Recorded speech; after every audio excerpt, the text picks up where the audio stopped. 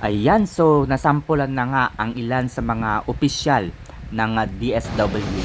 Ayan, so matapos malaman ni Presidente Bongbong Marcos Jr.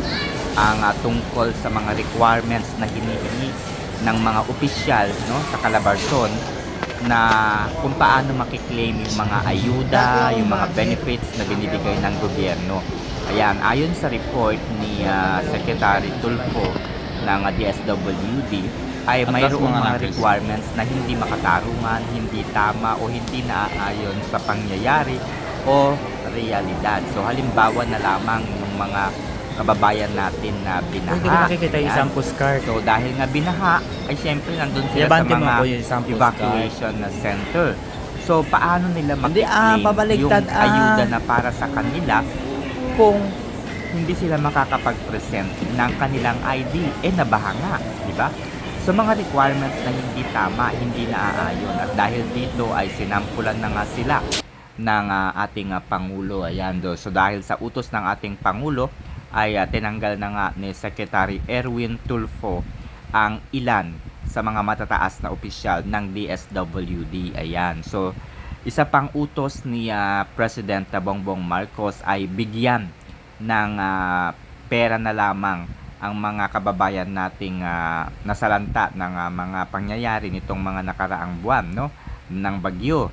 So ito ay kumbaga bibigyan na lamang ng mula 5,000 hanggang 10,000 piso cash, no, para sila na yung makapamili ng mga gamit nila, mga materyales sa pagbuo ng kanilang mga nasirang mga bahay o kagamitan sa bahay. So yun lamang. I hope that this message will reach the President as well regarding the requirements, no, na hinihingi naman ng mga department stores or malls, no, kapag mag-a-avail ng discounts ang mga PWD. And I don't know kung ganun din sa mga seniors, no. So meron kasing mga requirements, halimbawa na lamang ng para ka maka-avail ng discount na 20%, no, ay kailangan mong magdala o ipakita ang ID and at the same time booklet ng PWD, di ba?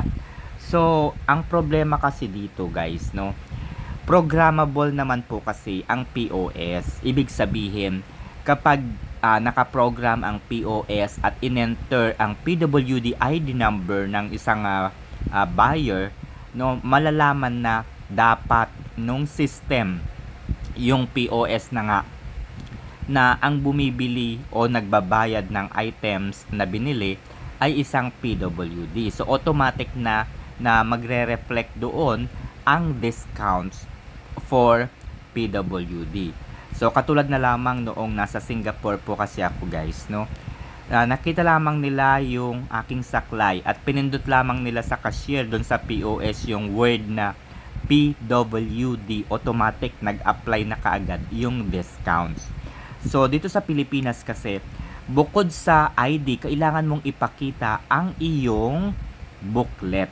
Kung wala kang booklet na maipakita, useless ang ID, no?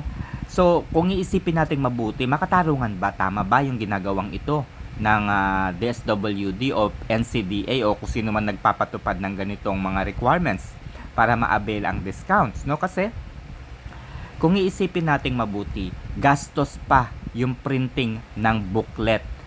Bakit hindi na lang isa sa dalawa, either booklet or ID, or kaya ID lang o kaya wag ng booklet?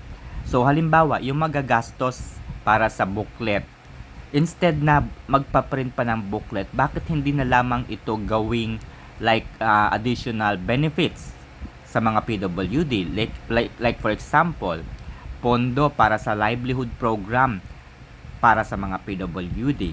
Ayan, 'di ba? Ipautang nila sa PWD at gawing business yung nagastos o gagastusin sana sa booklet o kaya sa ID. Imagine nyo, guys, ang isang PBC ID, no, for PWD, how much? Magkano yung printing nito? Nasa 150 pesos. Kung booklet lang yung ipe-present ng PWD, why not, 'di ba? Wag ng ID. O kaya kung ID, wag ng booklet. Kasi automatic naman 'yun. Ang importante kasi doon is yung number ng PWD. At dapat kapag nag-enter na sa cashier o dun sa POS yung PWD ID number, automatic na dapat mag-a-apply na yung mga discounts for PWD. Hindi na kinakailangan magdala pa ng parehong ID o kaya booklet kahit wala ng ID. So, ganun dapat. Umuunlad ang teknolohiya. Huwag sanang